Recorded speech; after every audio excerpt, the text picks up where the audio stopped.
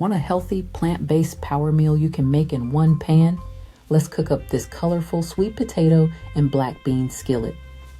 You'll need 1 large sweet potato, 1 can of black beans, 1 bell pepper, half a red onion, garlic, olive oil, chili powder, cumin, and a squeeze of lime to finish. Start by heating olive oil in your skillet, then add the sweet potatoes and cook until golden and tender.